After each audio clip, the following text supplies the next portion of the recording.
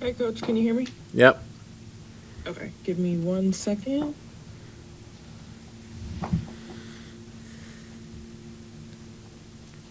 Okay. First question will come from Scott Reynolds. Hey, Todd, congrats on the win. Can you update us on any injury news, specifically to Kalijah Kancey or Luke Gedeke? Well, they both have to get MRIs today, later this afternoon, and then we'll have more after that. And how good does it feel to get a win in prime time? I know that was a bit of a narrative last year, and to start this season and kind of ending that narrative, that's got to make you feel good. Feels good to get a win anytime. Prime time, early time, late time, no time. Feels good to get a win. So it's week 2. Everybody's trying to find their footing. While we find our footing, it's good to win while we do that. And one more for you, real quick. Did you bench Servassier Dennis at the end of the game, or was that kind of a platoon system with Deion Jones? And can you evaluate Servassier's play? No, we did not bench Savasi at the end of the game. He didn't play bad. There was miscommunication on the one. That was a check down and involved quite a few people. So as he gets his footing down and play, we have full confidence in him that he'll play better and he'll be fine. Thank you, Coach. We'll go to Evan Winter. If any media have questions, please raise your hand. Hey, Coach, congrats. Sticking with Servassier and just the second level of defense, obviously the Falcons and the Texans' defense or offenses come from McVay tendencies, philosophy, so on and so forth. How much stress does that kind of offense put on players like Servassier in that second level of defense, or conflict, for lack of a better word?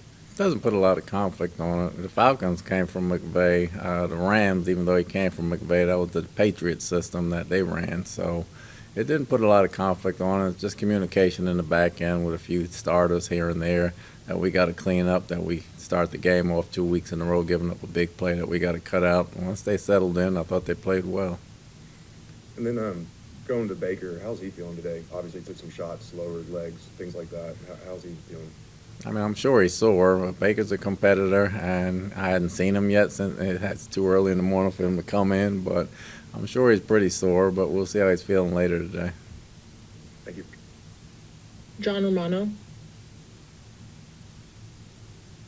Continuing with the Baker theme, he did take a lot of hits while trying to extend plays. What's your level of concern for him going forward if he continues to play with that style this season? Well, my level of concern is fine. I think Baker runs when he has to. He doesn't run just to run. He runs when he has to. He runs when he sees something there, and we're comfortable with that. We try to work on a little bit of sliding here and there, but sometimes you don't know when you get the first down or not. He's been playing that way his entire life. We like him to be very careful, but we're very comfortable with him getting out of the pocket. Also, the run defense for the second week in a row was very effective. What are you seeing there? It's the guys playing up front. I mean, the chemistry those guys have up front, starting with Vita and Cansey, they do a heck of a job up front, studying and getting things out. And from a technique standpoint, I think Charlie's done a great job with all those guys across the front, as well as Larry and Mike. Scott Reynolds. Todd, can you speak to the hot start that Tykee Smith has had at the strong safety position for you? You're leading tackler by far through 2 weeks, and also, if you can, comment on the sack that he had last night. Tykee's been playing very well for us. He led the tackles the last 2 weeks. I thought he played very physical yesterday, especially in the box. The sack was outstanding because he ran through a blocker. He ran through the running back right there and then went straight to the quarterback. He's very strong. He's very underrated. This guy is a tough competitor. He's one of our most instinctive players, and right now he's playing some of his best football. And then when it comes to Tristan Wirfs, can you evaluate how he was practicing at the end of the week, and did he have any soreness in his knee? He didn't have any soreness. It was just good getting him out there, getting his feet wet for the first time. Hopefully he's able to do more this week, and we will reevaluate him at the end of the week. Thank you, Coach. Evan Winter. Hey, Coach, 2 weeks in a row now going on at fourth down in y'all's own territory. Obviously different moments in the game. Beginning of the game last week, end of the game this week. How much can you divulge regarding Zach Eastline's role in those decisions? Is he in communication, part of the process? Obviously, what you can reveal.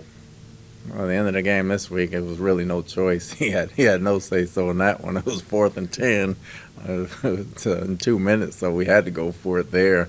He chimes in quite a bit when we have to, what's safe, what's not safe, and he gives me just the numbers of everything, and we go over that. So it's good to have that in the back of your head as you call plays and as you go on. It's good for Grizz to hear. It's good for me to hear as well. But he didn't have much say-so on the last one. But, 4th and 1s are pretty much a no-brainer. It's the 4th and 2 to 5s that we kind of talk about where we are, what good percentages are, and he talks about that, and he's been very effective that way. Yeah, that makes all the sense in the world. And then, obviously, spoke last night about Bucky and Rashad running hard, making plays themselves. Offensive line was opening holes last night too. What did you see on the tape that, for lack of better words, woke the running game up this week compared to last week? Those guys played hard. I mean, that's a good defensive front we played over there yesterday. For them guys to bang holes in, and the way those running backs were going through there, taking some hits and delivering a lot of hits themselves. It was a physical ball game. We knew it was going to be a physical matchup. I thought the offensive line stood well. Obviously, they got some pressure at times, which they're very good at doing, but I thought we opened some holes up and we had some tough runs, and Bucky and Rashad did a heck of a job getting through there. John Romano. Once Gedeke left the game, it seemed like you leaned more on the running game and short passing game. Could you just talk about how Grizzard has been able to adjust without 2 offensive tackles and 2 receivers? Well, good thing for Josh. He didn't have him at the beginning of the season, so he was used to it. So he did a heck of a job coming out aggressive. When they scored, he came right back and got down the field, and we scored as well. He was very aggressive in the play calling this week. It was different than last week when he first went out for his first game. He was comfortable. I think he was great with the tackles, understanding what he had to do, knowing what kind of passing game he had to have, and had a plan for quite a few things. I thought the coaching staff on the offensive side did a heck of a job this week getting prepared, and they executed very well. Thank you. We'll go to Scott Reynolds. If any media have questions, please raise your hand. Todd, I thought your usage of timeouts at the end of the game was clutch. How much went into that to preserve the timeouts so you would be able to run the ball a couple of times, even if the first Rachaad White run didn't get the touchdown? In doing so, you allowed the clock to run down, which I'm sure scared the heck out of Buccaneer fans. But just can you take us through your thought process in that final minute to 30 seconds and allowing the clock to bleed off, but also preserving those timeouts to allow you to run the ball or pass it? Once you have all your timeouts and you get inside the 20, a minute and 30 is a lifetime. So it only takes 4 or 5 seconds to run a play. We figured we had our timeouts.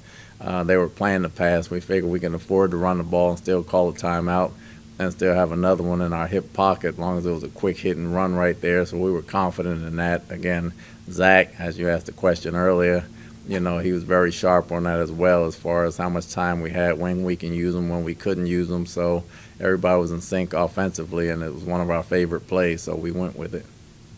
And Todd, I'm sure that the lack of takeaways on your defense is probably giving you a little bit of heartburn so far, but the 4th down stop and finishing these games off with last-second scores and touchdowns, is this team showing you the killer instinct that you wanted it to show you so far? Showing a lot of grit and resiliency right now. We haven't had the killer instinct yet, but we're working towards that. As far as the interceptions being dropped, the only one that killed me was Levante's, because he pretty much handed it to him, and that kind of hurt my heart a little bit, but he'll hear about it all week. Thank you, Todd.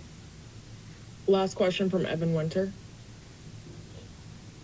And just to piggyback off that real quick, the fact that y'all are doing this with the next man up mentality, right? Having to replace all of these starters, shuffle the offensive line, things like that. Just how much confidence does that give you as a coach moving forward, knowing that, hey, because we always say next man up, or it's always said, right? But sometimes it always doesn't come to that in terms of the performance on the field. So just seeing this through the 2 weeks, considering the opponents, so on and so forth, how's that make you feel moving forward? I think with the last 2 years, having all the injured players that we've had and having to play with a lot of people, it gives the coaches confidence to just do their job and not worry about who's playing as opposed to who will be playing, and doing a great job of what they do well and concentrating on that. And once we concentrate on that, we kind of forget about who's playing. We just focus on what they can do best. And I think the team is bought into it. The coaches definitely know what they're doing that way, and we kind of move that way. And that's how we feel from a confidence standpoint. All right, that's all we have. Thanks, Coach. Yep.